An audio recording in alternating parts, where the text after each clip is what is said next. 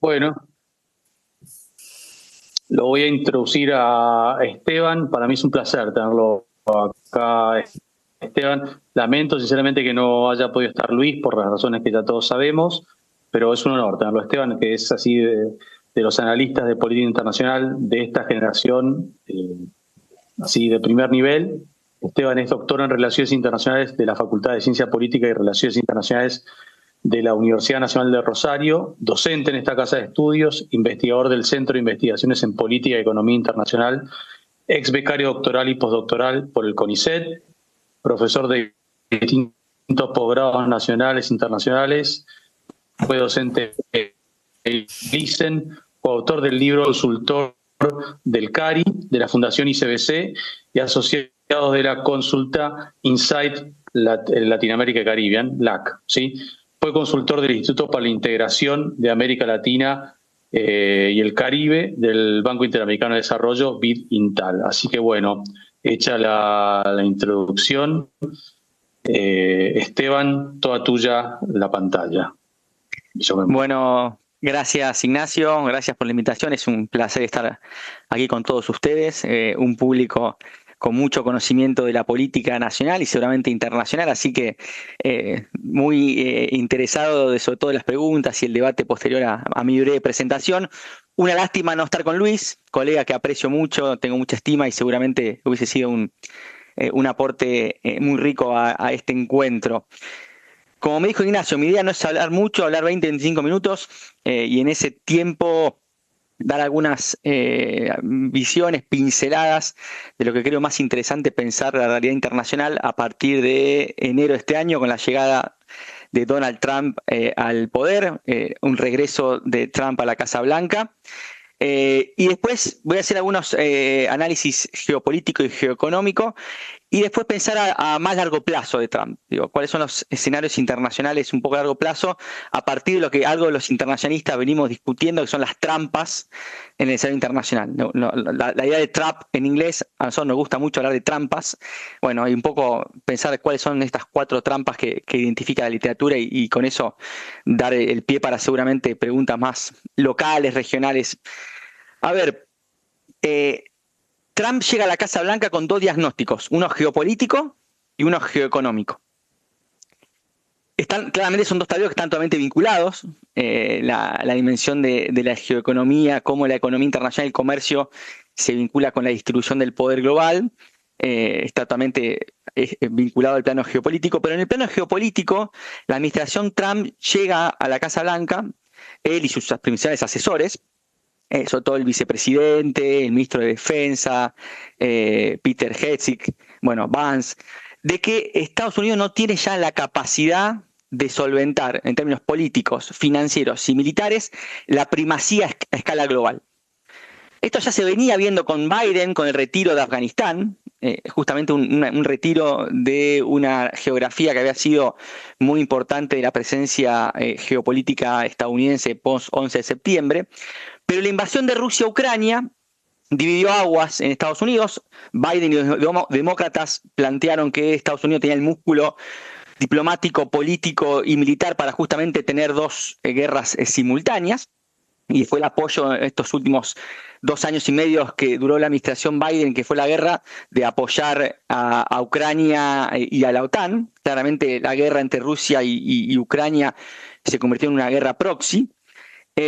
Bueno, y eso es lo que justamente la administración Trump dice, no podemos más sostener a la OTAN, que la guerra en Ucrania, los europeos van a tener que defenderse con sus propios medios, ya nos cansamos de solventar la defensa europea, y lo han dicho públicamente tanto Hegseth como Vance en la conferencia de Múnich, en la conferencia de la OTAN, los recursos de Estados Unidos tienen que estar puestos en el Indo-Pacífico. Entonces, esto es un claro cambio porque las acciones que estuvimos viendo fue el regreso del diálogo político entre Trump y Putin. La cumbre de Arabia Saudita fue el hito más importante. Y en ese sentido el objetivo de la Casa Blanca está siendo sacar a Rusia de la órbita de influencia de China. Efectivamente, el apartamiento de Rusia a Occidente, las sanciones que posguerra claramente llevaron a Moscú a tener una aproximación a la órbita de influencia de China, de una posición de muy debilidad y de una lógica bien kissingeriana, bueno, una lógica más realista. El objetivo ha sido quebrar, intentar romper ese vínculo que se venía profundizando. En términos, si han leído un texto de Eikenberry, un académico norteamericano, que habla del Global East, bueno, ese Global East tenía a China como epicentro, pero Rusia como un actor central. La contraparte ha sido el claro resquebrajamiento de la Alianza Atlántica. Eso ha sido claro, tanto discursivamente como las acciones. La administración Trump ha tenido una política y una aproximación bastante confrontativa hacia Europa y ha llevado a lo que, bueno, en Europa hablan del despertar geopolítico de Europa, algo que ya venía hablando, por ejemplo, Borrell, el principal alto representante europeo para temas exteriores, había dicho el año pasado, Europa no puede depender cada 4 años su seguridad de los electores europeos, en relación a que si gana los demócratas, ganan los republicanos, gana Trump. Y efectivamente creo que uno de los grandes cambios que plantea la administración Trump, que se venía gestando pero se consolida, es el rearme de las capacidades militares de Europa. Europa ya está convencida que tiene que invertir en su propia seguridad. El plan europeo que se acordó en marzo de 800.000 millones de euros de recursos públicos en los próximos años, los 5 años que siguen, es emblemático. Y ahí me parece que es sumamente interesante pensar cómo Europa va a transitar, bueno, este proceso de invertir recursos públicos que antes se invertían en seguridad social, en infraestructura, en bienes públicos, bueno, en armas. Y esto va a necesitar, esto para charlarlo largo y tendido, efectivamente una narrativa, una retórica bélica, de crear amenazas, de convencer al electorado de que justamente esos recursos van a tener que estar puestos en esa dimensión que Europa, como bien plantea Trump, y en eso tiene razón, ha sido en relación a PBI, de gasto en defensa, totalmente anémico su inversión.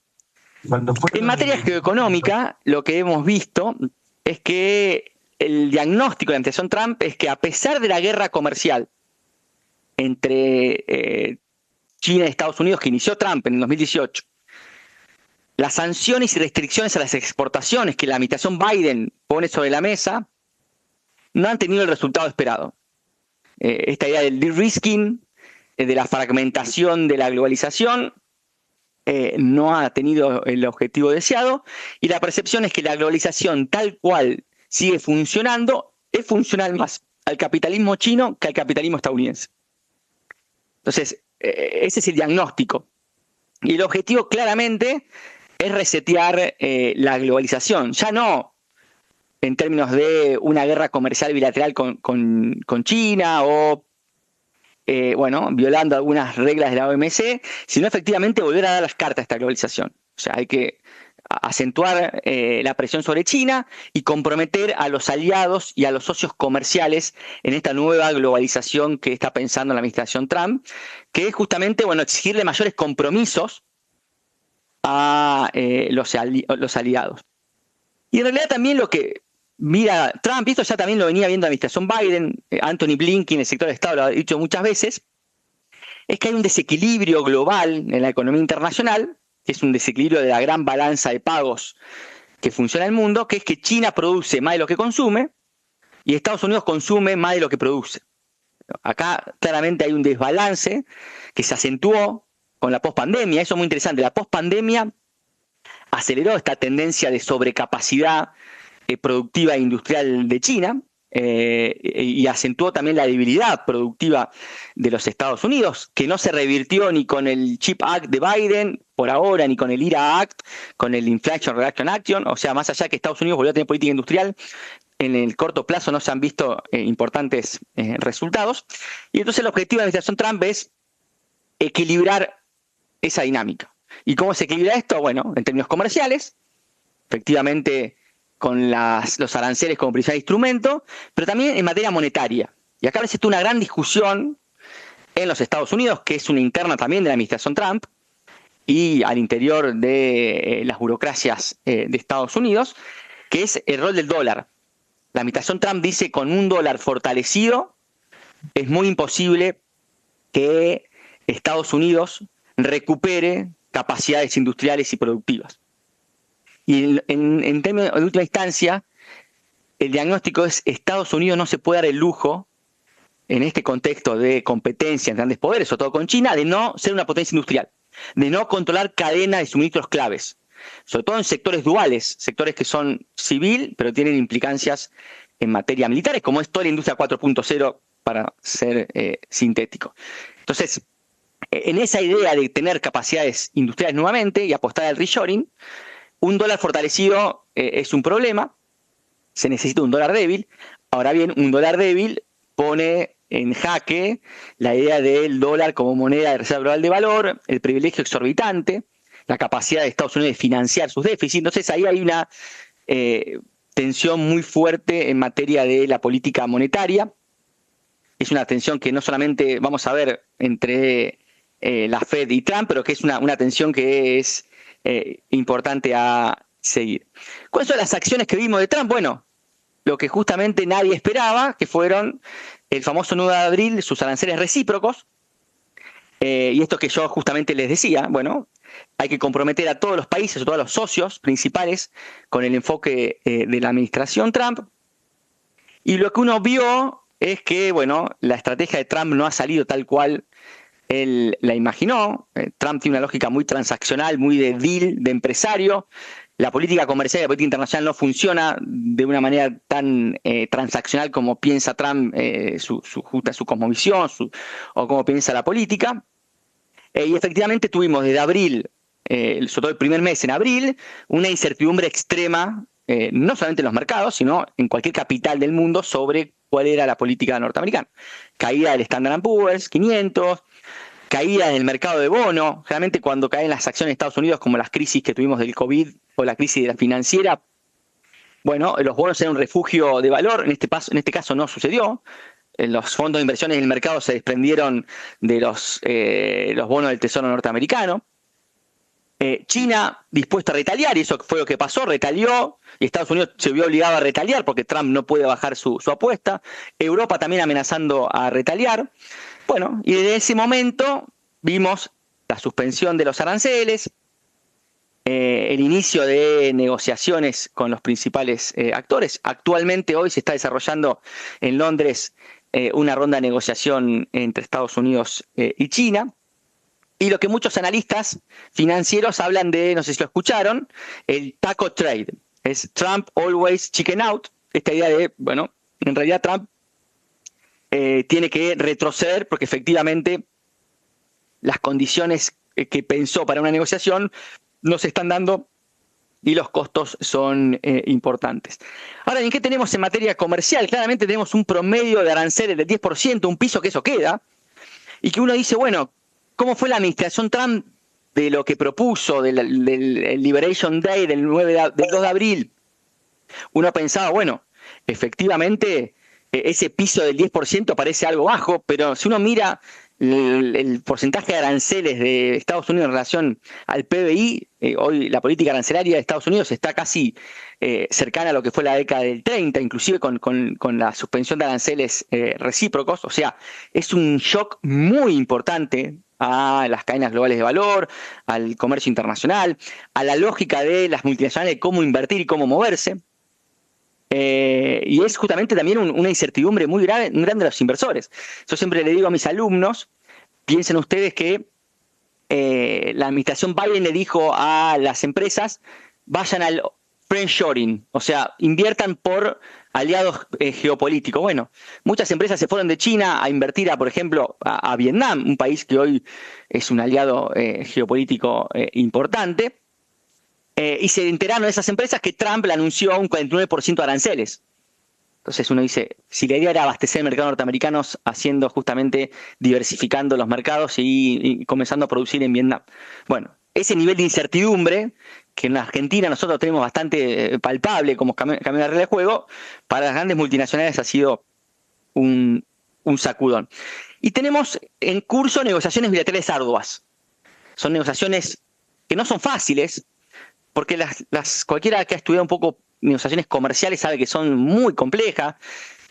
Muchos de ustedes han leído, y yo sé que Ignacio sí, a Putnam, las lógicas de doble nivel. Una negociación comercial tiene tablero nacional, tiene los actores domésticos, no es fácil negociar comercio, no se negocia un día para otro. E inclusive la administración Trump está llevando adelante negociaciones comerciales, porque el objetivo justamente es que el 9 de julio los aranceles recíprocos no queden, pero vincula cuestiones que son asimétricas. Digo, por ejemplo, le pide a Vietnam que compre productos primarios, granos y cereales que no está comprando China, y hay una postilla. Digo, esto no tiene impacto para la Argentina, porque efectivamente Argentina, Vietnam es uno de los mercados principales para el agro argentino. Esto puede tener repercusiones. Le pide a Gran Bretaña el acuerdo que las empresas británicas excluyan los productos chinos de su cadena de suministro. Entonces uno ve que no son acuerdos comerciales en sí, son acuerdos políticos que tienen el comercio como una variable central a mirar. Bueno, y las negociaciones que se están desarrollando actualmente en Londres muestran algo que sabíamos, que es que efectivamente China es menos vulnerable de lo que la administración Trump imaginaba inicialmente. ¿Por qué? Porque han diversificado sus exportaciones a partir de la guerra comercial del 2018. O sea, el mercado norteamericano es importante, pero es menos importante del que era hace un lustro. Y porque también China controla cadenas globales de valor y de suministro muy importantes, como son las de las tierras raras que son fundamental para la industria automotriz, para la industria tecnológica, para el complejo militar industrial norteamericano, y China concentra casi el 100% del procesamiento y el refinamiento. Entonces, la interdependencia sigue siendo mutua, las vulnerabilidades son mutuas, y esta idea de que tenía Trump, que pateando el tablero los chinos iban a estar totalmente asustados, bueno, están dispuestos también a asumir el costo, y Estados Unidos también es vulnerable. Entonces, ¿qué se está discutiendo hoy en Londres? Sobre todo control de exportaciones. Y este es el punto que seguramente, si tenemos novedades, va a ser por ahí. Bien, dicho esto, 10 minutos más sobre qué pensar, mirando lo que queda de la administración Trump, que son 3 años. Igual 3 años en Estados Unidos, hoy como funciona la política, parecen un montón. Hay que ver qué pasa con las elecciones legislativas de medio término, si Trump se queda como un pato rengo. Hay un montón de variables, pero inclusive más allá de Trump. Y ahí le quiero compartir a ustedes las 4 trampas que se discuten hoy en las relaciones internacionales en relación a la disputa sino-estadounidense, pero que va más allá de la competencia entre Beijing y Washington. 2 trampas son de la mesa, una de Estados Unidos, otra de China, y otras 2 trampas son globales. Carla Norloff, que es una académica de la Universidad de Toronto, escribió hace unos años algo muy interesante, que es la que menos se conoce, que es la trampa, ella llama, de Khaldun. Khaldun fue un filósofo tunecino, lo que hoy sería Túnez, en el siglo XV, que adoptó una mirada cíclica de la historia, subrayando el ascenso y derrumbe de la familia, naciones y civilizaciones. Y su atención se focalizó principalmente en un concepto, que en árabe es asabahi, que se traduce como cohesión social.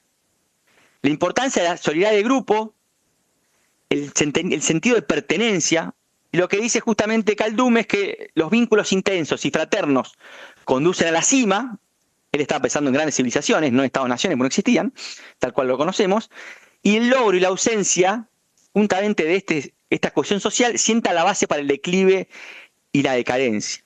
Entonces, lo que justamente dice Narloff es que, más que mirar a China y qué hace China, si converge o no con Estados Unidos, su desarrollo tecnológico, sus empresas, hay que mirar a qué pasa en Estados Unidos, y sobre todo cómo justamente Estados Unidos está debilitando y agrietando los cimientos del poderío estadounidense.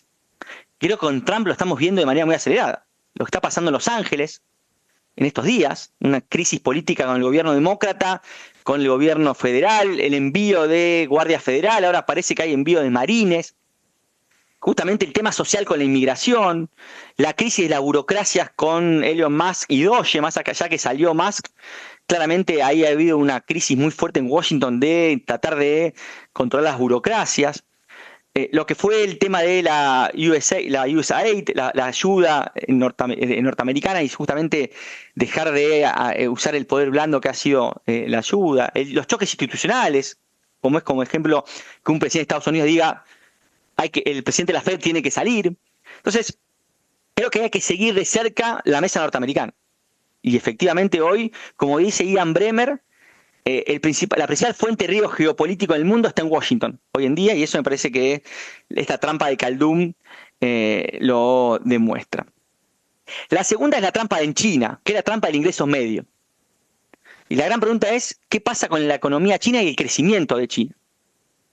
¿Alcanzó China su pic de crecimiento? Esto es una gran pregunta también que se hacen muchos actores de mercado y muchos analistas. Lo que sí está claro es que China, para ser una economía de ingresos altos, hoy China es la segunda economía del mundo, pero es una economía de ingresos medios, tiene un PIB per cápita parecido al de Vietnam o México. Para ser una economía de ingresos altos tiene que crecer en los próximos 10 años a un 5% anual. Y hoy crecer a un 5% anual para China en este contexto global de fragmentación económica es un gran desafío. Y China está cambiando su modelo de desarrollo de los drivers. El real estate ha quedado como totalmente un driver totalmente frágil. Y hoy China apuesta al crecimiento a su capacidad manufacturera, sobre todo su capacidad de manufacturas tech. Y depende de las exportaciones. Entonces, ¿qué pasa si vamos a un mundo más fragmentado, más autártico? Un mundo que se cierra, donde los problemas de deflación de China son importantes, el problema demográfico. Entonces, también, ¿qué va a pasar con la economía china? ¿Cómo China va a sortear todos los escollos domésticos que tiene? Y este contexto internacional me parece que es un tema a seguir. Con esto no estoy diciendo, como muchos plantean en Estados Unidos, que la economía china está al borde del derrumbe, ¿no? Sigue siendo una economía que tiene una fortaleza muy fuerte, está creciendo al 5%, el 30% del crecimiento global se explica por el crecimiento de la economía china, pero efectivamente los desafíos de la economía china son mayúsculos. Y después pasamos a las dos trampas más globales. Una la ha teorizado el recientemente fallecido Joseph Nye, gran pérdida para la intelectualidad estadounidense y para relaciones internacionales, que es lo que él llamó la trampa de Klindelberger.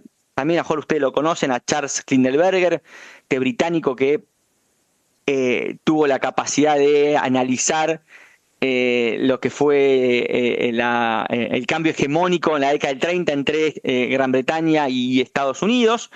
Y justamente lo que mostró Klindelberger fue ese vacío hegemónico de la década del 30.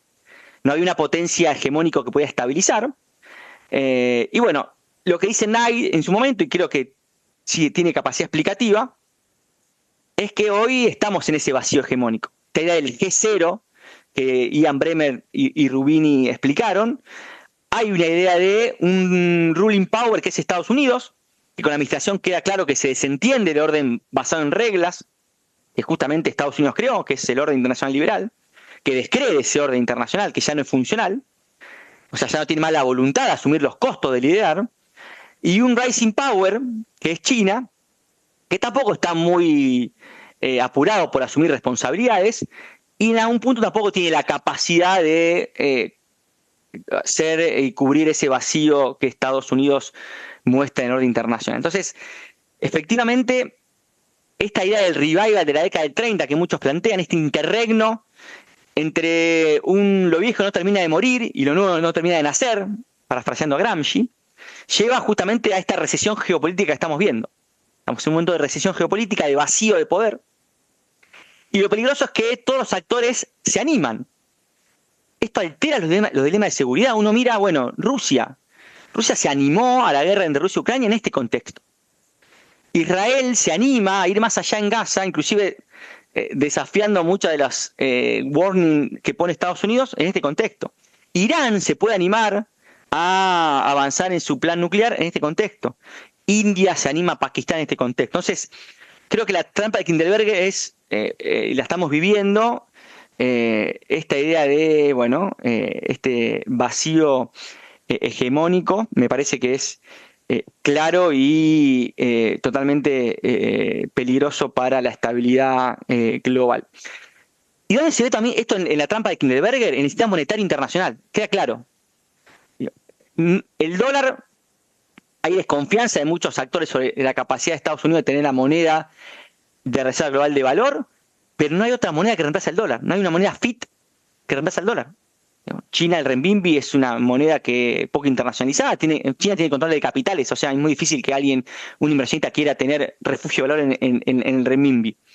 Entonces, justamente el sistema monetario muestra la trampa de Kindleberger, o sea, de este vacío de decir, bueno, ¿cuál va a ser la moneda si no es el dólar? Y no hay ningún actor que pueda suplir al dólar más allá de la vida norteamericana.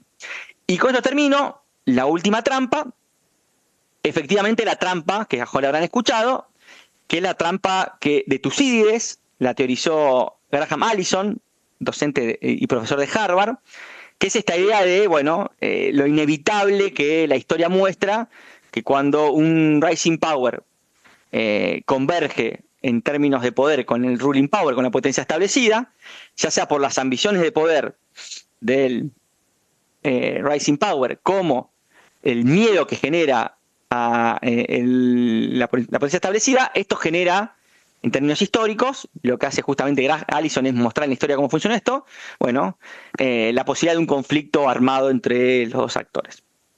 Es verdad que en este momento esta competencia tiene la particularidad que la primera gran competencia entre grandes poderes es un contexto de globalización y de interdependencia mutua. Eso no ha existido en otros momentos. Y efectivamente la interdependencia es visible. En Londres, en las negociaciones, se ve con claridad que los costos de romper esa interdependencia son importantes. Ahora bien, la administración Trump lleva a que todos los actores, y profundiza la idea de que hay que ir a la autosuficiencia, sobre todo tanto en China como en las pulsiones nacionalistas en los Estados Unidos, de que efectivamente la confrontación va de largo plazo y la autosuficiencia tiene que ser el camino elegido. Más allá de que se negocie, más allá de que haga un acuerdo temporal, la autosuficiencia y el desacople es la prescripción normativa de lo que estamos viendo en los últimos años en Estados Unidos, pero que la administración Trump en estos 4 meses vuelve a poner sobre la mesa. Y lo que estamos viendo, a mi entender, también muchas veces en clase lo hablo con los alumnos, la metáfora de un divorcio. Entre Rusia y Europa, el divorcio fue intempestivo. Fue como esa pareja que un día para otro decide divorciarse y tuvieron todo el desafío de dividir los bienes. Bueno, eso es traumático, complejo. ¿Qué pasó con la energía de Europa? ¿Cómo suplía la energía rusa? Las empresas europeas haciéndose de Rusia, Rusia intentando justamente ver cuáles eran los actores que compraban los bienes rusos y la energía rusa. Bueno, eso fue muy traumático, que pasó en febrero, el primer, sobre todo el segundo año de la guerra. Estados Unidos y China lo que están haciendo es una pareja que sabe que el divorcio es inevitable, que en realidad están conviviendo pero ya están separados, y lentamente están desandando la interdependencia. Lentamente, un proceso gradual, esto puede llevar 5 o 10 años. Si uno mira la interdependencia de Estados Unidos y China del 2017 al actual, comercian menos entre sí, los actores invierten menos entre sí, e inclusive China se ha desprendido gran parte de los bonos del tesoro que tenía en sus reservas internacionales. Y este proceso se va a acelerar. Y si eso se acelera, los costos de una guerra, ya sea por una invasión de China a Taiwán, de una guerra en el mar de China o cualquier escenario de hipótesis y conflicto, son menores y eso es plausible. Entonces, la trampa de Tucídides está latente. Si bien creo que hoy los costos serían gigantescos y no la veo cercana, efectivamente la administración Trump en estos pocos meses alimenta y da podríamos decir, evidencia para que esta trampa en los próximos corto, mediano plazo, que en el mundo hablar de 5 años es muy poco, 10, 15 años, efectivamente se pueda corroborar y, bueno, tal como dice Allison, sea uno de los casos más que cumplen la teoría de lo que Tucídides planteó en aquella guerra del Peloponeso hace años atrás. Bueno, estos fueron mis reflexiones kick-off. Espero escucharlos, preguntas, comentarios y sobre todo un montón de cosas que no dije por una cuestión de tiempo. Así que bueno, gracias Ignacio y a todos por la escucha y la paciencia. Bueno, buenísimo Esteban, la verdad que espectacular tu presentación. No voy a rogarme el derecho de hacer yo la primera pregunta, porque sería un uso de parte de mí como moderador, así que voy a abrirlo al foro. No sé cómo quieren quedar, si quieren desmutearse y hacer la pregunta o mandarme la pregunta al chat, lo que ustedes digan. Así que no sé si no hay preguntas, abuso yo de mi posición.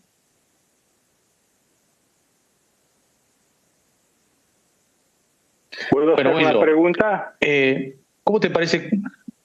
Bueno, dale, por favor, adelante. No veía la mano levantada. Muchas gracias, muchas gracias. La cuarta trampa, que en cierta medida se morigera o se administra, se gestiona a través de la autonomía local. Es una buena idea, pero tecnológicamente es de una factibilidad muy baja. Por ejemplo, el mundo digital, las telecomunicaciones, la posibilidad de autonomía cuando en el medio hay chips parece baja, ¿no es cierto? Entonces, la pregunta es, ¿de qué hablamos cuando hablamos de esta especie de autonomía para zafar de la cuarta trampa? Muy buena pregunta. Si uno mira en el último lustro y un poco más, cuando se habla de esta idea de la desglobalización, en realidad la globalización ha seguido funcionando en muchos sectores, pero ha habido sectores críticos específicos donde efectivamente ha habido una presión muy fuerte de los gobiernos. En el caso del gobierno de China es claro, por una cuestión que es un gobierno autocrático y tiene mayor control sobre sus empresas, pero de las administraciones, sobre todo en Estados Unidos y también en Europa, de que las empresas que están en cadenas de valor que son amplias y que son cadenas de valor que justamente tienen muchas empresas en el medio, logren una autosuficiencia en toda la cadena. Y esto se ve claramente en semiconductores, que es justamente una de las cadenas más sensibles. Ustedes saben que los semiconductores son los elementos que llevan los chips, y hoy estamos en un contexto de Internet de las cosas, todo lleva chips. Digo, desde un auto hasta una heladera, hasta, bueno, claramente la telefonía celular, hasta los drones, que son los que, por ejemplo, los drones ucranianos que han bombardeado la semana pasada activos rusos. Bueno, y entonces esos semiconductores, que era hasta hace 7, 8 años, era una cadena que la regía el mercado. Entonces, por ejemplo, una empresa como taiwanesa, TSMC, tenía diversificado sus inversiones y su cadena, la parte del diseño, la parte de el software, la parte del enfriamiento en distintos lugares. Bueno, la idea actual es que en esa cadena hay que ser autosuficiente. Estados Unidos no puede depender más de una cadena larga, porque puede haber justamente shocks geopolíticos, shocks climáticos, shocks como fue la pandemia, que hagan una disrupción de la cadena. Entonces lo que se necesita son cadenas cortas y seguras. Ese es el leitmotiv en los sectores más sensibles. Cadenas cortas y seguras, y donde la empresa tenga lo que se conoce como un end-to-end, tenga el control de toda la cadena y localizado en geografía que justamente no sea plausible de una disrupción. Entonces, por ejemplo, ¿qué hace TSMC? Bueno, ¿qué hizo Estados Unidos? Venir a fabricar Arizona, igual que Samsung. O sea, la parte que vos estás fabricando en China, venía a fabricarla a Arizona, te vamos a dar subsidios, ventajas, que la terminación de ese semiconductor esté en suelo norteamericano, ya no esté más en suelo chino y yo lo tenga que importar, ya sea a Estados Unidos o a Europa. Entonces, semiconductores es uno de los claros ejemplos que estamos observando. El sector también de la biotecnología, que lo mostró con la pandemia. O sea, hoy no se puede, los estados están pensando que es imposible tener una cadena totalmente larga con muchos eslabones en sectores como la biotecnología o el sector médico, porque justamente pasó como la pandemia que podés tener un shock y un cuello de botella en esa lógica.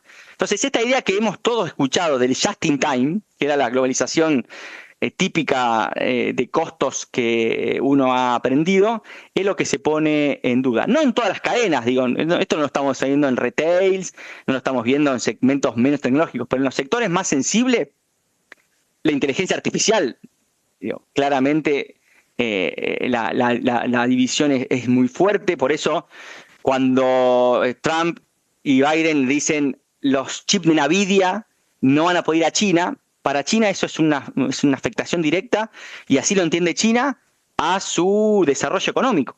O sea, lo que está diciendo es Estados Unidos está cruzando una línea roja, que es no dejar que importemos insumos que están siendo funcionales para que logremos zafar de esa trampa de ingresos medios, que es que la economía china tenga un desarrollo tecnológico robusto más importante.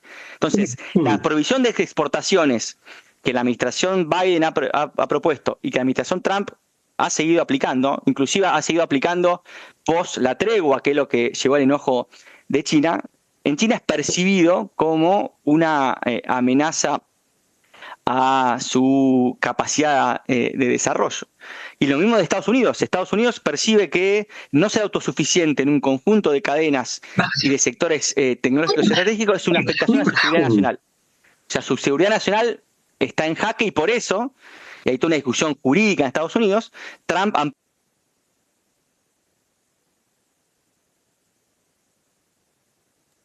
está muteado, lo mutearon a Esteban, Ahí está, perdón, ahí estaba muteado. No sé hasta dónde quedé porque no estaba. Así que bueno, esa es un poco la pregunta que me hicieron y que efectivamente la pregunta es que la trampa de Tucídides es si este nivel de autosuficiencia se profundiza no solamente a algunos sectores específicos de la economía internacional, sino que se expande a otros sectores, que es lo que la administración Trump intenta desarrollar con su enfoque comercial, es que justamente, bueno, las empresas norteamericanas, vía reshoring, vuelvan a controlar gran parte de la cadena de valor y no dependa de otros actores externos. Bueno, efectivamente, la interdependencia entre Estados Unidos y China va a reducirse y en un escenario de que esa interdependencia sea cada vez menor, los costos de un posible enfrentamiento militar, que hoy son muy elevados, hoy para ponerle una idea, una guerra entre Estados Unidos y China por una invasión de China a Taiwán y que Estados Unidos responda, tienen un costo más o menos del 10% del PIB global. Ese es un costo elevadísimo que nadie en términos racionales está dispuesto a avanzar.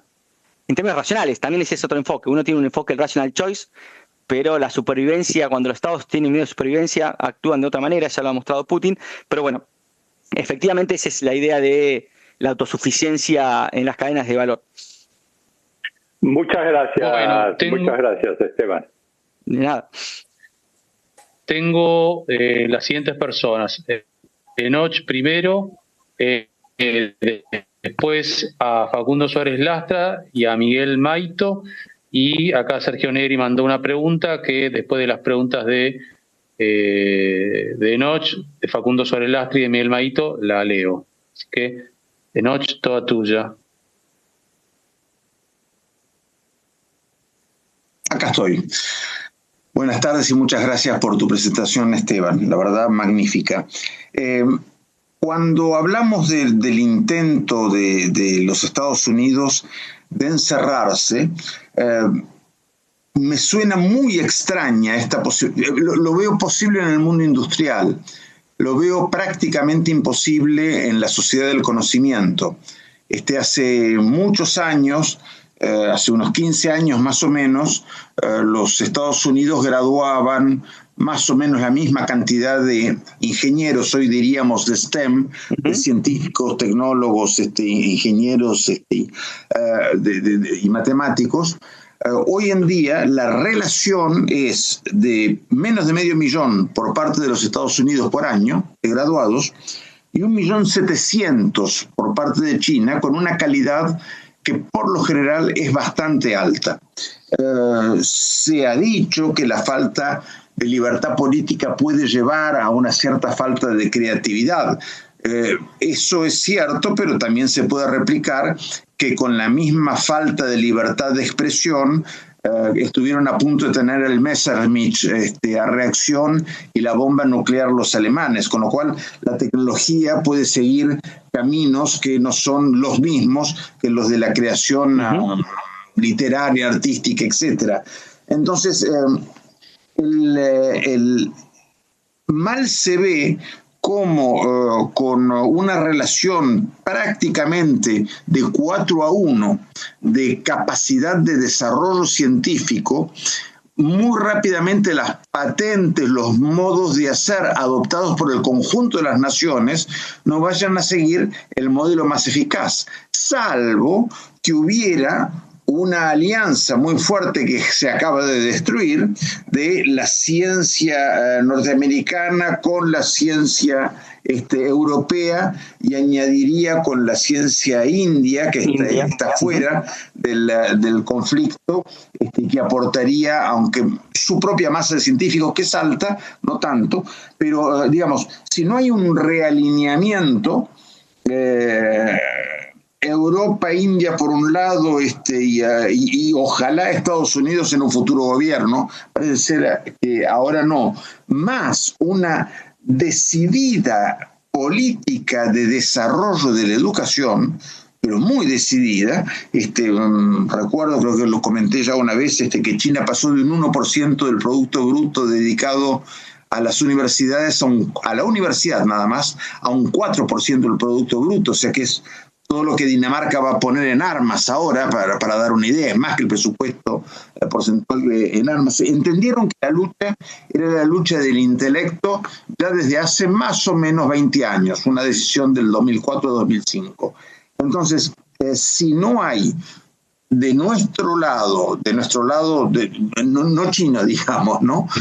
Y la Argentina muy especialmente, una clara comprensión de lo que significa la guerra del conocimiento y las tomas de decisiones que hacen falta para ser protagonistas en el siglo XXI, tanto Trump como nosotros en Argentina, en la misma línea, vamos a caer en el anonimato tecnológico y el servilismo en los próximos tecnofeudalismos, ¿no? Síntesis. Pero me interesa mucho. Comparto plenamente tu opinión, y creo que una de las Estados Unidos en general, el consenso de Estados Unidos con China ha sido en general una misperception de China. Han tenido una percepción errónea en muchas dimensiones de China, que es lo que se le viene derrumbando.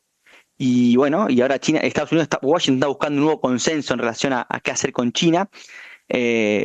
Por ejemplo, pensar que el bienestar económico iba a llevar a presionar a mayores libertades políticas, y uno ve que el régimen chino es más opresor hoy, que Xi Jinping tiene más poder que el que tenía cualquier líder chino. Pensar que justamente la inserción de China al capitalismo y su inserción en la arquitectura comercial, económica internacional, con el ingreso a la Organización Mundial de Comercio, iba justamente a temperar cualquier impulso de China de intentar avanzar más allá de ser un país que compita a salarios bajos, y esta idea de lo que dice el coreano Jong Hong, que es el kick in the way the ladder, o sea, patear la escalera. O sea, los chinos no van a poder hacer mucho porque están totalmente encorsetados por las normas internacionales y han logrado converger en las cadenas globales de valor. Y eso es interesante. Y aparte también, en Estados Unidos solo piensan que China ha logrado convertirse en un actor tecnológicamente, una potencia tecnológica, con el copycat, o sea, violando propiedad intelectual. Una parte sí, pero efectivamente el sistema chino, como bien decís vos, tiene la capacidad de generar innovaciones, tienen la capacidad y están generando innovaciones autónomas de su propio sistema, de su propio ecosistema. Entonces, ante esa realidad, hoy la respuesta de Estados Unidos es intentar tapar esa dinámica, que es una dinámica de tamaño, como bien decís vos. Uno mira en todos los recursos duros tecnológicos, Estados Unidos está perdiendo la carrera. En inteligencia artificial uno mira cómo se procesan los algoritmos con la Big Data. ¿Cuántos data produce Estados Unidos? China. China produce Big Data autónoma. 1.300 millones de chinos conectados a Internet, consumen una Big Data que los algoritmos tienen una capacidad de desarrollo y de entrenamiento que no tiene Estados Unidos ni Occidente. Las patentes, ¿cuáles son los actores que están poniendo patentes en el WIPO, que es la Organización Mundial de Propiedad Intelectual? En el año 2004, China no tenía casi propiedad intelectual. Hoy es el principal país que año a año, cuando digo China, digo las empresas chinas, las universidades chinas, los think tanks chinos, los individuos chinos van y dicen, esta es mi patente. Muchas de esas patentes quedan en la nada, pero muchas de esas son las grandes drivers que cambian una era tecnológica. Entonces, efectivamente, la carrera tecnológica, y esa es la presión de Washington, la están perdiendo, y el problema es que tiene implicancias duales. No es solamente quién se queda con la mayor riqueza, o sea, no es solamente un problema en términos de economía política, de quienes se quedan con la parte más jugosa del capitalismo. Es que todas esas aplicaciones tecnológicas tienen impacto duales, sobre todo en las guerras del futuro y no tan futuro, las que estamos viendo. Entonces, la robotización, los drones, los que tienen que ver con la automatización de todo el sector armamentístico, todo eso, y Estados Unidos ha sido pionero de eso. Los drones son producto del Pentágono, Internet es producto del Pentágono. Entonces, efectivamente, comparto que, el diagnóstico es ese, y lo que uno mira es una impotencia de cómo seguir. Lo que uno mira es, la interdependencia, y apostar a chimérica fracasó. Apostamos a desacoplarnos con restricción de exportaciones, no le permitimos que llegue tecnología. Huawei saca un último teléfono celular con un chip de 7 nanomilímetros que era imposible que China tenga de manera autónoma. Bueno, de un día para otro saca DeepSeek, una inteligencia artificial que compite con ChatGPT, con justamente un tercio de los chips de Nvidia y los más baratos. Entonces, ¿qué está pasando? Y claramente ese malestar, esa impotencia es claro en los últimos años de la administración, tanto Trump 1, Biden, como ahora estos meses de Trump. Bueno, lo tenía a Facundo Suárez Lastra para preguntar. Sí, después primero también sumarme a los agradecimientos y las felicitaciones a Esteban por lo muy buena y sólida de la presentación. Por lo menos para mí ha sido muy interesante y muy útil.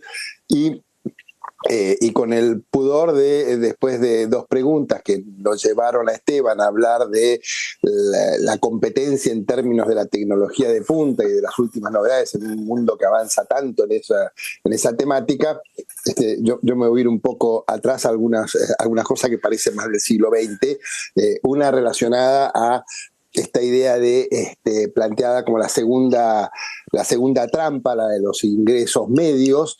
Uh-huh. Yo en algún lado he leído, y alguna vez yendo a la China he escuchado alrededor de eso, no sé dimensionarlo, y ahí va la pregunta, que en el desarrollo de China está haciendo un desarrollo geográfica, poblacionalmente por etapas, y que todavía hay enormes cantidades de chinos a incorporar a los sectores medios, y que y que también esta política de jerarquizar las exportaciones y no tener tanta preocupación por el consumo de los sectores medios podría eventualmente ser un camino y una estrategia, y los chinos hace un par de años, 4 o 5 años que estuve por atrás, decían que la clave para mantener los niveles de crecimiento económico tenía que ver con la incorporación de muchos chinos que estaban muy por debajo de los niveles de consumo a niveles de consumo importantes, que también era una salida para la productividad china, para la producción de los productos chinos, ¿no?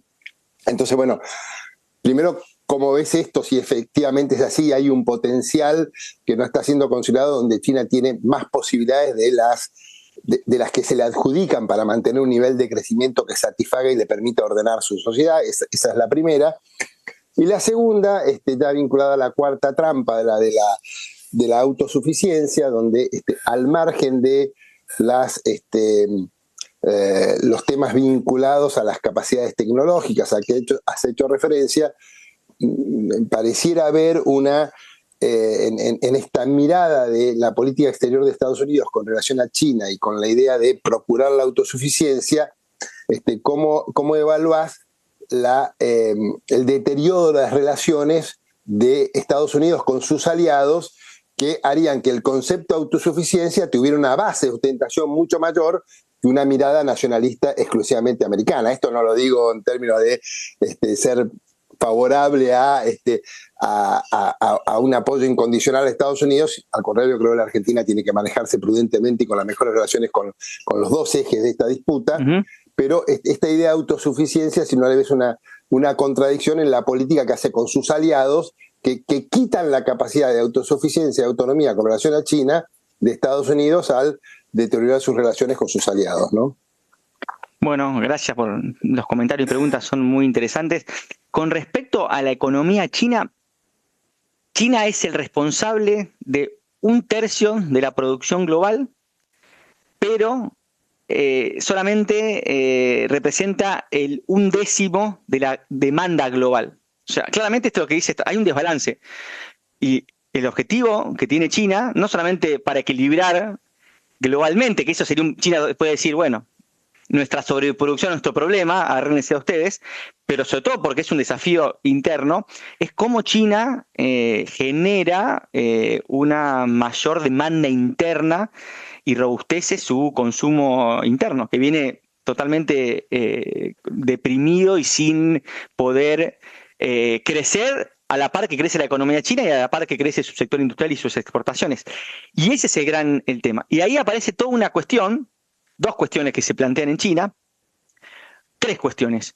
Una tiene que ver con todavía un sistema financiero chino que, bueno, no está con la capacidad de proveer gran parte de justamente sistema financiar a las familias, sobre todo a los consumidores. No hay un sistema financiero muy líquido en ese segmento.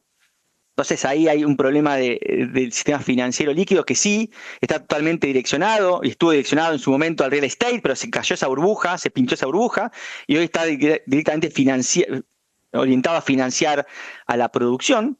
Pero entonces ahí tenés un problema de, bueno, que toda economía que se desarrolla necesita un sistema financiero líquido y robusto, y eso no se está viendo en las clases, sobre todo en los sectores de las familias, en los households. Después tenés un problema ahí también de, efectivamente, de los bienes públicos chinos. Hoy China no es un actor que tiene grandes bienes públicos, entonces obliga a las familias chinas a dedicar gran parte de sus ingresos a, bueno, aspectos como la salud, la educación, que siguen siendo costosos en China. Entonces ahí también hay una capacidad de falta de bienes públicos a la par de lo que hacen los estados desarrollados. Digo, China ha avanzado un montón en lo que ha sido China, pero si uno compara con los países en desarrollo, ahí todavía está por detrás.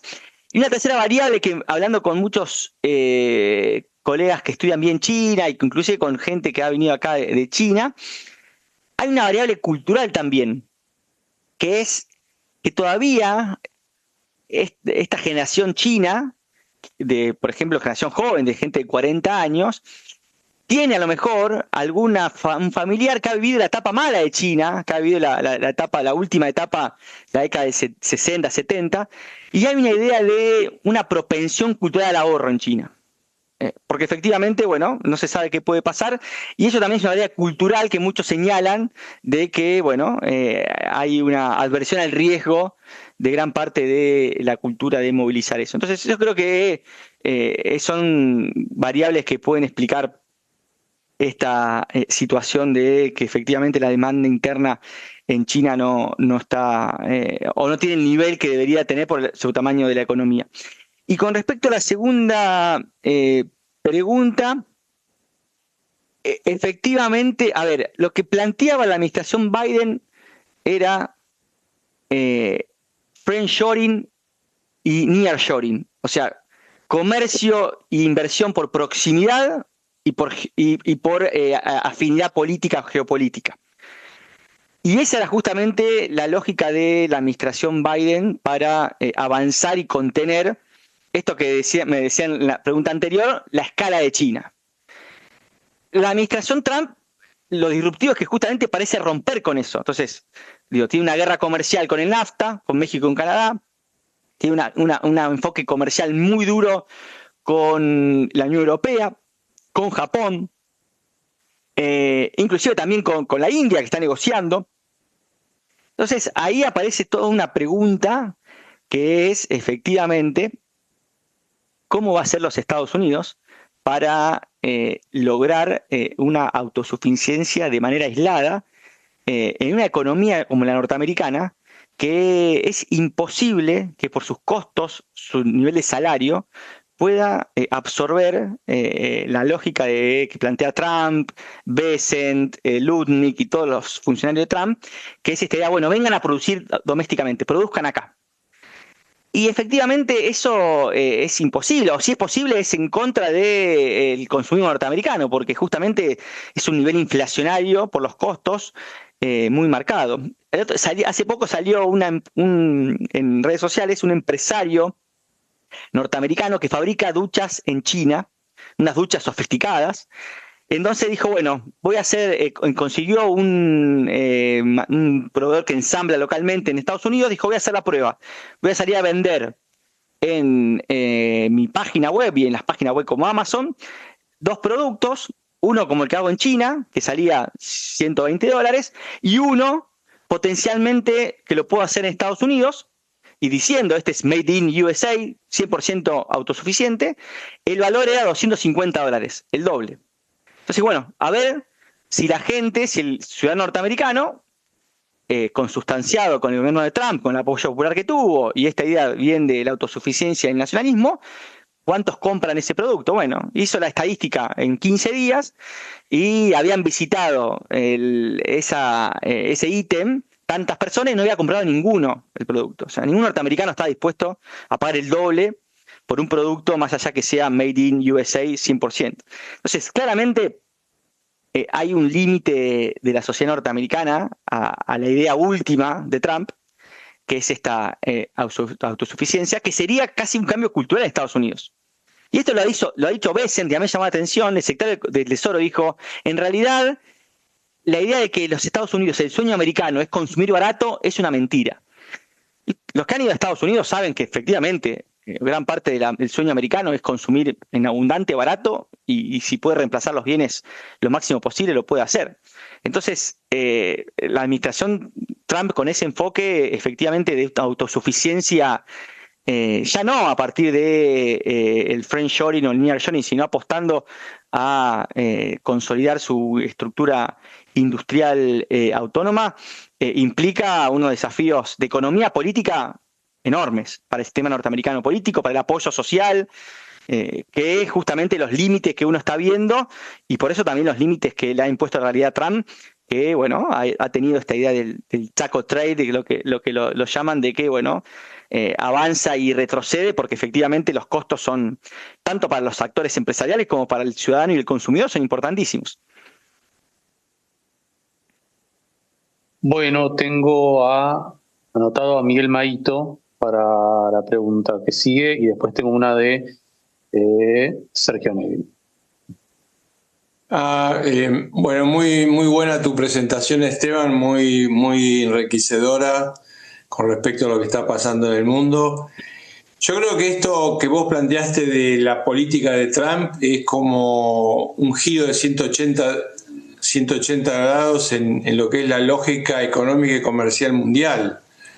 porque esa autosuficiencia de Trump, o que plantea Trump, implica, digamos, borrar las reglas que habían regido el comercio internacional desde después de la Segunda Guerra Mundial.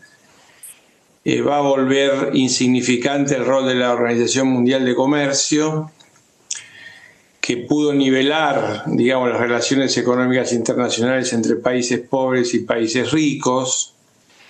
Y la pregunta que surge de eso son dos, digamos, ¿no? Una sería, digamos, ¿cómo impacta esto en los países de América Latina? Y teniendo en cuenta que las estructuras de los países de América Latina son distintos, tienen distintos grados de integración económica e industrial.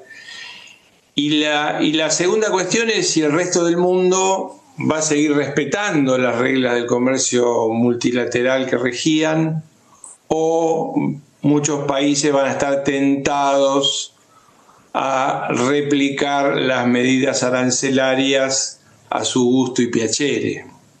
Esto es un tema, me parece, de vital importancia. A ver, ¿qué va a hacer el resto del mundo, digamos? Los países. ¿Europa va a retaliar solo a Estados Unidos o además va a decir, bueno, sobre mis productos a la India también le voy a poner arancel, o a otros países como puede ser Pakistán o Corea del Sur? Esas son las dos preguntas que me surgen de la exposición. Gracias. Miguel, gracias a vos. Empiezo por la segunda. Efectivamente, el orden basado en reglas en materias comerciales que tenía la Organización Mundial del Comercio como institución estructurante está totalmente, ya venía afectada fuertemente, y bueno, la administración Trump plantea inclusive algo que no se venía discutiendo, se venían discutiendo un montón de reglas comerciales y se venían, podríamos decir, por los márgenes alterando y no cumpliendo, pero la idea de la cláusula de nación más favorecida era algo que, bueno, un principio rector de, bueno, la ventaja que yo te doy arancelaria a uno es recíproca toda, y esta idea de Trump de bilateralizar las relaciones comerciales y tener trade deal de manera bilateral, bueno, y lo que te doy a vos no se lo doy al resto, efectivamente rompe con principios básicos rectores de las relaciones comerciales internacionales de los últimos 30 años. Y nada bueno parece pensar en un futuro. Al contrario, efectivamente vamos a ir a un nivel de administración de comercio muy fuerte. Y fíjense, la administración de comercio, lo que yo les decía, las afectaciones que comienzan a aparecer de manera indirecta. Vietnam fue a negociar a Washington para que no le coloquen el 49% de aranceles una vez vencido el plazo de suspensión al Liberation Day, que es el 9 de julio.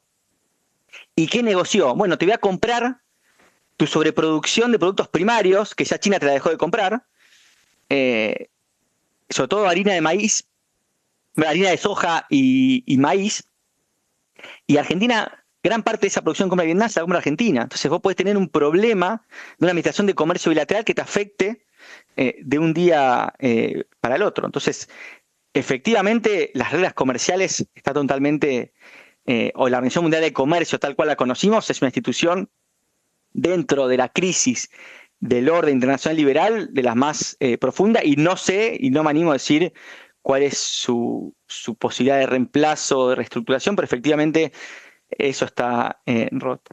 Y en relación a América Latina, es para otra charla, pero yo siempre digo que hay una cuestión que parece interesante. Este mundo de competencia entre Washington y Beijing es mucho más desafiante para las políticas exteriores de los países sudamericanos, de Panamá al sur, que los países centroamericanos y para México. ¿Por qué? Porque los países sudamericanos en los últimos 10, 15 años han profundizado sus vínculos comerciales con China a partir de que somos productores a gran escala de commodities, cosa que Centroamérica y México no lo son. Entonces, países como Brasil, Chile, Uruguay, Perú, hoy más del 30% de las exportaciones van a China. $1 de cada $3. O sea, una dependencia comercial muy fuerte con China, pero toda América Latina, inclusive los países sudamericanos, seguimos siendo parte del diseño estratégico hemisférico y global de Washington. Seguimos tributando, salvo excepciones, Nicaragua, Cuba, Venezuela, el resto de los países sigue cooperando y sigue escribiendo a que justamente Estados Unidos es quien diseña los mecanismos y los arreglos de seguridad y de defensa a nivel hemisférico y a nivel global. Seguimos cooperando en la OEA, en la Junta Interamericana de Defensa, cooperamos con el Comando Sur, nuestra provisión de armas generalmente viene de los Estados Unidos, o si existe otro proveedor está diversificada, pero no en menor medida. Fíjense, Brasil fue el único país de los BRICS que condenó la invasión de Rusia a Ucrania en Naciones Unidas. ¿Por qué? Porque justamente responde al diseño estratégico de Washington. Entonces comienzan a aparecer en este contexto de competencia y de profundización de la rivalidad entre Estados Unidos y China, temas que son duales, que no son temas comerciales o temas que uno puede decir, bueno, vinculadas a la dimensión estratégico-militar. Entonces, por ejemplo, en Argentina, la hidrovía, la licitación de la hidrovía, ¿quiénes se pueden presentar ahí? Bueno, hoy la hidrovía, como cualquier acceso logístico, en Estados Unidos lo piensan no del comercio, están pensando en la seguridad. Eso puede ser una vía navegable, que puede ser un cuello de botella ante un eventual posible conflicto militar en un futuro. Lo mismo que el canal de Panamá. El canal de Panamá es un ejemplo. El puerto de Shanghái. Puerto de Shanghái que Perú desarrolló con China, en el Pentágono pusieron alarma, que buques chinos puedan tener control de puertos y esa capacidad y ese nivel de buques que sean controlados por empresas chinas es un riesgo intolerable. En Chile recientemente tuvo el gobierno de Boric que suspender o pausar un acuerdo de cooperación que había entre universidades chilenas y universidades chinas para poner un observatorio astronómico en el desierto de Atacama. Porque, ¿qué dice Estados Unidos? No vamos a permitir que una empresa y actores chinos vengan a desarrollar esa situación. Lo que pasa aquí en Neuquén, nosotros desarrollamos eso en Neuquén en otro momento de la globalización y la geopolítica. Hoy es impensado que un actor sudamericano decida abrir esa cooperación espacial como hizo Argentina con China. Eso fue producto de otro mundo, en el año 2014 el mundo era otro.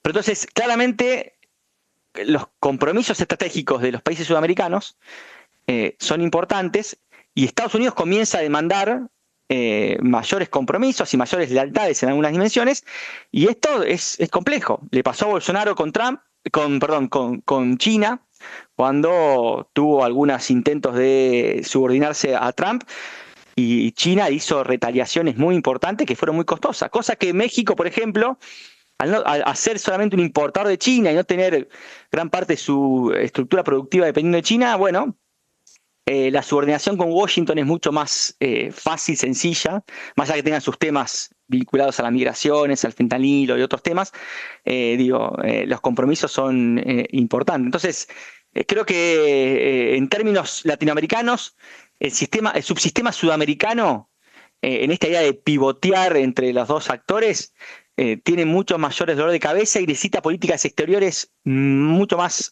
refinadas y con capacidad de resiliencia que las políticas exteriores de los países centroamericanos. Bueno, y México, obvio que es un caso donde el acoplamiento con Washington es inexorable por su geografía y por todo lo que ya sabemos. Así que esa es como una reflexión inicial a América Latina.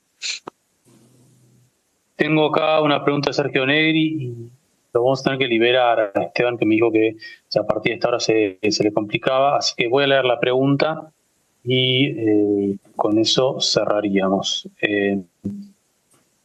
Dice Sergio, retirarse de ejercer la hegemonía genera inevitable vacío. ¿Quién lo va a ocupar? Necesariamente es un actor nacional, China o el que sea. ¿Qué papel van a ejercer las corporaciones transnacionales muy vinculadas a la tecnología y la inteligencia artificial? ¿Serán los nuevos actores protagónicos más allá de las naciones o las organizaciones internacionales creadas por ellas? ¿Y cómo evalúa la relevancia del conflicto Trump-Musk en este contexto? Qué buena pregunta. Los invito a leer el debate que se produjo en 2021. Ian Bremmer publicó en la revista Foreign Affairs un texto que se llamaba La era de la tecnopolaridad, el momento tecnopolar, donde justamente planteaba Ian Bremmer que estamos en un momento donde hay un conjunto de empresas tecnológicas, las Big Tech, que controlan el espacio digital. Es un espacio que, por ejemplo, ahora estamos nosotros en este espacio, no estamos en un espacio físico, y que ese control del espacio digital, donde los estados están intentando regular, pero tienen poca capacidad, bueno, los hace uno de los actores tan o más importante que los estados. Entonces hay una idea que ya viene circulando de la importancia, llevada a la máxima expresión, dice Bremmer, de lo que son los tecnos utópicos. Estos empresarios que creen que el Estado, las empresas pueden ejercer bienes públicos en detrimento de los estados. Esta es la teoría que plantea Bremmer. Y Stephen Walt le sale a responder en un artículo en la revista Foreign Policy que dice: no, la tecnología no va a reemplazar el orden estatal. Los estados siguen siendo los actores más importantes, son los que controlan el territorio, las fronteras, los que justamente las empresas tienen que necesitar regulaciones estatales. Por ejemplo, poner un data center necesita regulación estatal. Entonces, si bien son importantes, estas empresas no pueden cumplir el rol de los estados en el sistema internacional, y volviendo a la pregunta, no pueden cubrir ese vacío hegemónico que puede provocar esta idea de la trampa de Kindleberger que yo le llamaba. Pero bueno, es un debate teórico y creo que empírico en pleno de desarrollo.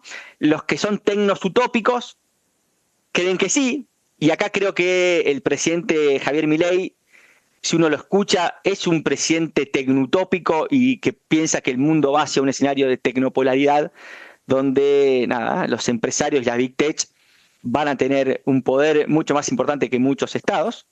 Pero bueno, efectivamente, si uno mira inclusive lo que le ha pasado a Elon Musk en Brasil, se da cuenta que lo que dice Walt, los estados siguen siendo los últimos que regulan y tienen el poder y el monopolio de la fuerza, y efectivamente tienen que cumplir una serie de reglamentaciones y que no pueden prescindir de ellos. Inclusive Musk y todas sus empresas han necesitado del rol del Estado para, sus subsidios iniciales para progresar e impulsar. Inclusive, Musk lanza sus cohetes del caño canaveral, o sea, necesita del Pentágono. Pero bueno, es una discusión sumamente interesante que está en pleno movimiento y en pleno debate en la disciplina y lo que está sucediendo. Así que esas son mis reflexiones al respecto a esa pregunta. Acá Ricardo Mazorín me pide la palabra, así que te vamos a retener un poquito más, Esteban. Así que, Ricardo, toda tuya la palabra. Gracias, muy amable Ignacio, muy amable Esteban. Esteban, muy interesante tu exposición. Vuelvo al tema de Kindleberger del vacío de liderazgo hegemónico, ¿no? Uh-huh. En el 2008, el mundo se enfrentó a una crisis que fue resuelta justamente, una crisis muy parecida a la del 30, dejemos de lado las circunstancias y los contextos históricos, que resolvió la Reserva Federal, Bernanke, ¿no? Uh-huh. Con recetas que no estaban en los manuales de la época, pero recetas que funcionaron finalmente, ¿no? Para los economistas la receta del límite de tasa cero, liquidez ilimitada, etc. Pero sacaron a la economía de una crisis que hubiera reproducido la crisis del 30, en otras condiciones históricas, ¿no? La pregunta es que, primero, mi reflexión es que todo liderazgo hegemónico requiere de algunas condiciones, ¿no? Una de las condiciones es una superioridad militar que le permita operar en cualquier escenario de conflicto mundial, que es lo que había perdido Inglaterra, ¿no? En la década del 30, la Royal Navy ya no tenía esa capacidad. La otra condición es el tener la moneda y el poder de regular los intercambios financieros a escala global. Uh-huh. No alcanza con ser una potencia tecnológica, sino es una potencia financiera. Y esto es lo que Estados Unidos es en este momento. Uh-huh. capaz de regular los flujos financieros internacionales. No hay una moneda, a pesar de que ha declinado su participación en el comercio y en el flujo financiero, pero representa el 60-65% de esos flujos. Entonces la pregunta es, estas son condiciones esenciales, no parece reunirlas hoy China estas condiciones, por las mismas razones que vos expusiste. La pregunta es, en una situación donde aparece una potencia declinante en su, por lo menos es el diagnóstico existente, en su liderazgo hegemónico, y no aparece, como diría García, nadie que estén haciendo para reemplazarlo, ¿cuáles pueden ser los escenarios posibles? Porque la inestabilidad mundial puede ser enorme y provocar una crisis donde la ausencia de la potencia hegemónica haga que esta crisis se desarrolle en extremos que uno no puede predecir, ¿no? Esto ocurrió en la década del 30, terminó una década después con una conflagración mundial, ¿no? Y 2 décadas después con un nuevo orden internacional, ¿no? Esta es la pregunta. Bueno, Ricardo, nada, comparto gran parte de tu comentario, y ese es justamente el poder, el ejercicio del poder tiene 2 dimensiones, la capacidad y la voluntad. Hoy Estados Unidos efectivamente sigue teniendo un montón de cartas, como dijo Joseph Nye, en su manga. Una de ellas es el dólar como moneda de reserva global de valor y financiar déficit sin lágrimas, este exorbitante privilegio, que justamente un sistema financiero líquido. Hoy gran parte de las empresas del mundo quieren ir a invertir a Wall Street porque ahí está justamente el sistema más líquido.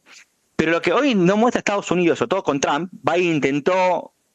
un intento de recomposición hegemónica, es tener la voluntad de ejercer ese liderazgo. Sobre todo el rol del dólar. Y eso es muy interesante. Trump plantea que el dólar fortalecido y un dólar que permita financiar y ser una variable financiera, tiene un correlato productivo que en este contexto es totalmente perjudicial para los Estados Unidos, más allá de la condición de la moneda de reserva global. Entonces, la trampa de Kindleberger dice eso. Hay un actor que más allá de que tiene capacidad, no tiene la voluntad. Entonces, y eso es efectivamente claro. Y otra parte, China, comparto, hoy no tiene los recursos y sobre todo su gran debilidad de China es el sistema financiero.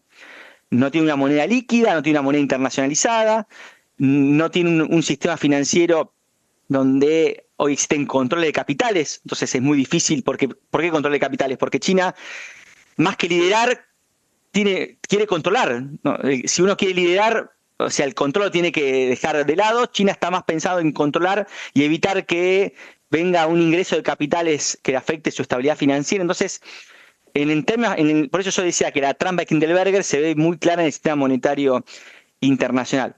Ahora viene un punto de Ricardo. Vos dijiste la crisis del 2008 la solucionó la FED, coincido, pero también la solucionó el G20. La gobernanza multilateral. La crisis de 2008 reflotó al G20, que era un foro de ministros de economía y de finanzas, y lo puso al más alto nivel de cúpula presidencial. Y se reunieron durante todos los 6 meses, los presidentes de las principales potencias, y tuvieron una hoja de ruta con acuerdos de cooperación entre China, Rusia, Estados Unidos, Europa, Arabia Saudita, Indonesia, y eso fue el plafón de la gobernanza que le permitió también sortear esa crisis financiera internacional. Hoy vemos que efectivamente el orden internacional se ha deteriorado y hoy una eventual crisis financiera de esa magnitud, justamente lo que no tendríamos es esa mesa multilateral de coordinación de políticas, porque justamente no existe. Entonces comparto tu diagnóstico de que el escenario del vacío hegemónico es muy peligroso porque conlleva una recesión geopolítica, conlleva a que los actores tomen riesgos y tomen sus propias decisiones basados en los intereses nacionales meramente, donde los dilemas de seguridad en relación a lo que gana uno y pierde otro se alteren, y bueno, los riesgos de reproducir, más allá que hoy a diferencia de la década del 30 tenemos la disuasión nuclear, que sigue siendo muy importante, es una gran variable de que no tenemos una confrontación a gran escala porque la disuasión nuclear sigue siendo importante, pero efectivamente el deterioro del orden internacional, bueno, tiene, y muchos ya plantean una semejanza muy parecida. O sea, estamos más cerca de la década del 30 que una nueva Guerra Fría. para ponerlo en términos de las comparaciones, las analogías con otros momentos históricos. Acá tengo que hacer un mea culpa. Acá me soplan por cucaracha que antes que Mazzolini habían pedido la palabra a Luis Rapo por Carlos Aveledo y Cacho Lotterstein. Lo que pasa es que Esteban me están demandando la familia, están los niños dando vuelta en la casa, dormirlos, pero bueno, una pregunta más, pero nada, 5 minutos más porque efectivamente ya se me complica en la vida doméstica.